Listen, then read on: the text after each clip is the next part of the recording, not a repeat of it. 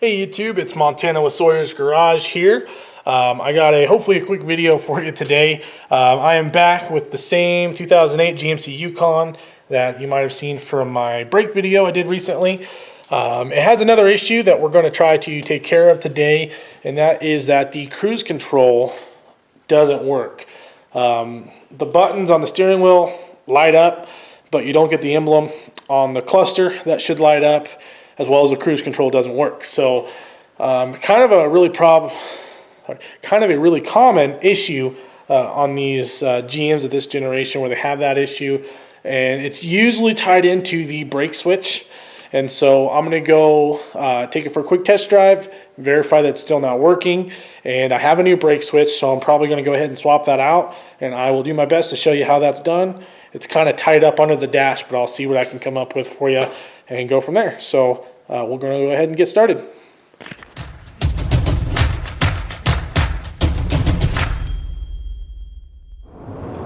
Alright guys, so we are driving. I am looking at the road for reference, but I do have the camera pointed at the cluster. Basically I was going to show you what's happening. And also notice I do have a check engine light on and my oil pressure gauge reads 0. Even though I do have oil pressure, I assure you that. So that right there might be a future video coming soon. You know it is, and these things getting old. Anyways, so I'm going to show you exactly what's going on. So speed limit's 50 mile an hour. I'm doing 50 mile an hour. Over here on the buttons, I do have the cruise control button turned on. Then I hit set, and well, nothing happens. I am pressing and holding and tapping it. Nothing happens. I hit the cancel button. Hit it again. Sometimes you can tap the brake on some of these if you just tap the brake and then apply it. I don't know exactly how it works, but sometimes that gets it going. But anyways, you can see cruise control is inoperative, and so we are going to head back and swap out that brake switch and see if that makes a difference. We are back at the garage. Going to go ahead and get ready to tackle this brake switch, which is going to be attached up off the brake pedal.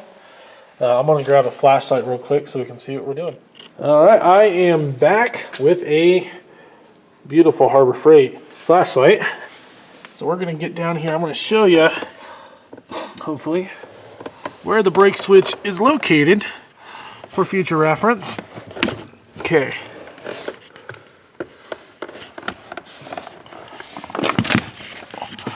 Alright, so we're going to look at, here's the brake pedal. You're going to follow the rod all the way on up.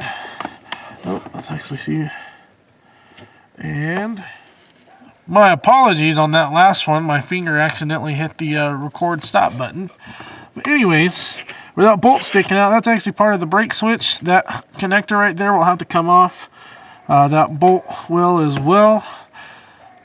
Kind of interested as why if it just doesn't screw in all the way or what's going on with that. But that's what I'm going to do first, is I'm going to get that connector deconnected, and I'm going to loosen that bolt and go from there. So I got that bolt out. It is a 10mm head, for those of you who are wondering, and it does have like a little bit of, I guess like a green Loctite or like a thread sealer that was on it. It looks like enough of that's still on there that it should be fine when I put it back. And then obviously I got the electrical connector disconnected. I'm going to try to show you what's going on as soon as I get my orientation. Okay, so where that bolt was at, so I am sorry about that. I am struggling running this camera in this tight area. I'm running a like a Sony Vixia camcorder here, and it definitely is not great for these tight areas. Anyways, I find my orientation again. Okay, so that clip that had the bolt running through it, let me try to adjust the lights. That is actually like a clip in and of itself as well. So I need to get my screwdriver in there and pry that up and off. I don't know if I'll be able to do that with the camera, but I'm going to try to set it up and find an angle where I can. So give me just a moment and see what I can come up with. Alright, I'm probably going to knock this camera off here. We're going to give her the old college try. So anyways, this clip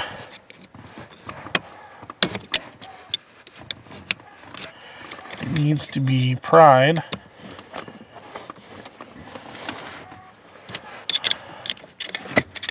out. If I remember correctly. Oopsie, I almost tipped the camera over here.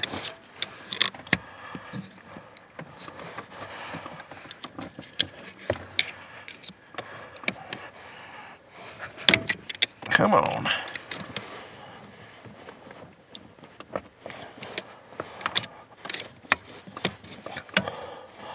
Okay. I just pulled down on it. You see how it kind of lifted up? There's a little lip that catches underneath the rod. Now I can pry this up. I'm going to push over.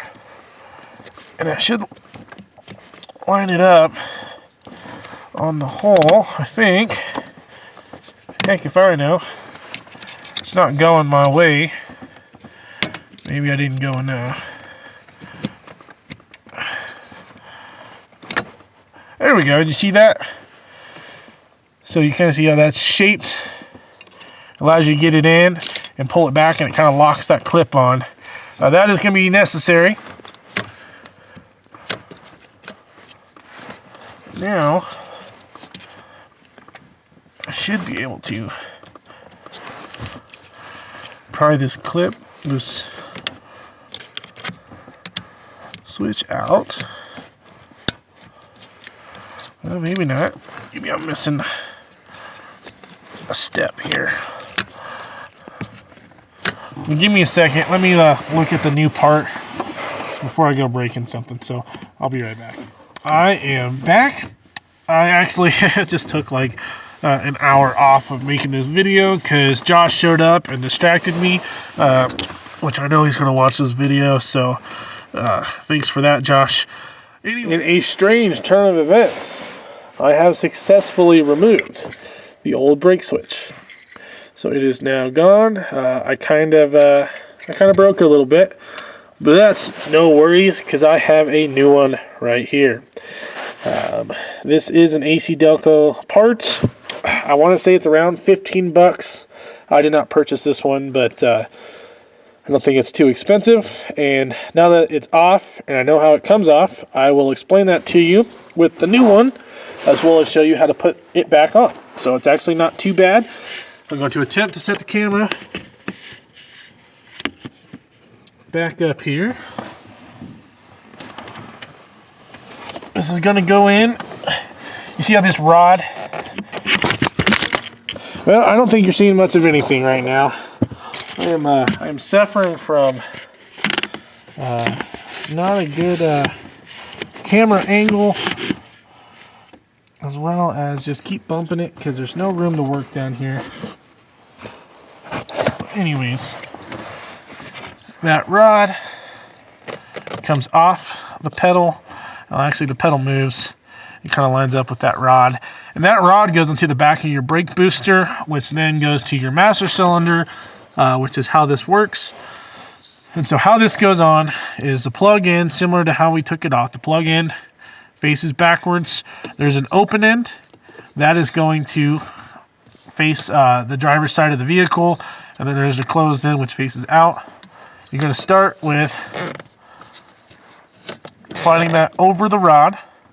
So now the rod is in between. I apologize, you can't really see what I'm talking about.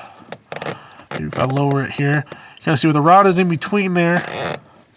And once you do that, now we just have to line the rod and the pedal back up.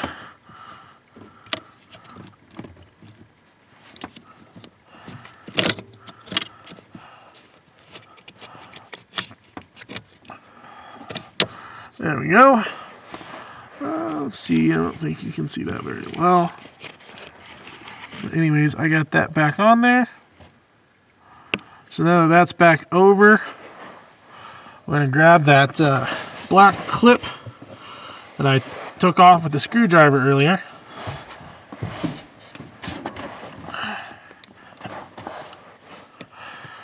And we are going to try to reinstall it. If you can kind of see what I'm doing, I just took it fit it over the hole, slid it down, push down on this. It kind of pushed up. Now that's locked back in place. And now we take that bolt that I unbolted earlier. We're going to thread it back in here. We're going to attempt to thread it back in here.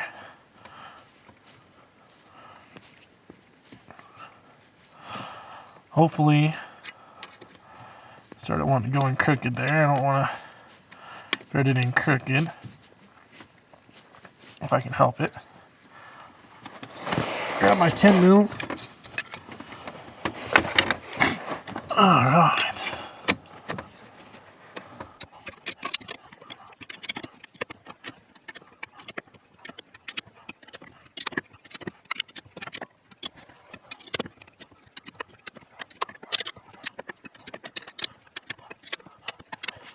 Alright, so one of the main functions of that brake switch is to trigger the brake lights. So we need to make sure that we have brake lights. Now,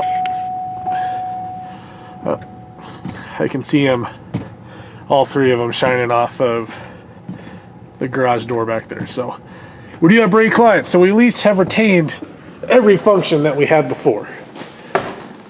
But I am going to put my tools out real quick and go take this thing for a test drive, and let's see what kind of results we get. All right, guys, we are getting ready to hit the main road here. Down a dirt road. But we're going to turn out and get up to speed. And for the record, I am looking out the windshield, not at the camera. I just happen to know that it's over the instrument cluster. I'm going to get up to 50 miles an hour, which is the speed limit, and set. Hey, you see that? We are cruising. Alright, I'm going to press and hold the plus button, which should increase my speed. There we go, we're taking off. I'm going to hold the minus button to decrease my speed or coast. And this thing takes off, doesn't it? 60 miles an hour, that quick. All right. And we are, as you can tell, coasting. And slowly coming down in speed here. We still have the icon on, which is great. I believe we have a fully functioning cruise control again. All because of that stupid brake switch. Which is interesting, because you'd think, okay, bad brake switch, my brake lights aren't going to work. And the reason why your cruise control runs to the brake switch is because if you hit the brakes with the cruise control on, it needs to disable cruise control. And so that's been pretty standard for a lot of years across basically every make and model of vehicle. I know Ford for a while had like a little pressure sensor off the master cylinder, but in this case, this is basically how they all do it, through the brake switch. It's just usually when a brake switch fails, it fails to where you don't have brake lights.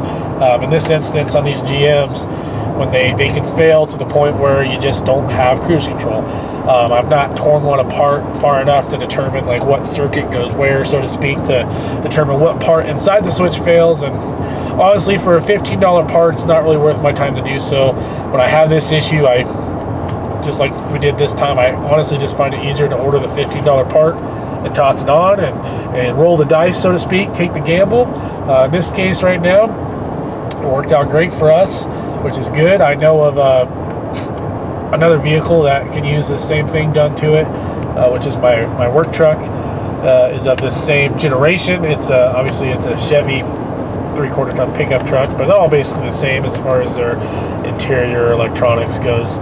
That is acted up in the same way. So I just hit the brake, it went off because I'm getting ready to turn up here, and I'm going to go ahead and head back and deliver this vehicle back to the owners, and we are good to go for tonight. And at some point in the future, I know we're going to tackle the oil pressure gauge issue. That's one of those where I'm pretty sure I know what the problem is, and I'm probably just going to shotgun a part on it as well, because really common issue on these Chevys where their oil pressure sensor goes bad. Alternatively, it could be the gauge cluster or a wiring issue between the two. So a couple ways we could go about it, but we're gonna go ahead and flip around and take this car back, and we are fixed up, guys. So if you like this video, please feel free to obviously subscribe to my channel. That'd be a great help. Another thing that'd be a great help is if you could hit that like button for me. If you made it this far, I'd really appreciate it. It kind of helps boost my videos to the YouTube algorithm, which will help me out in the long run. Other than that, you guys have a great day. Thanks.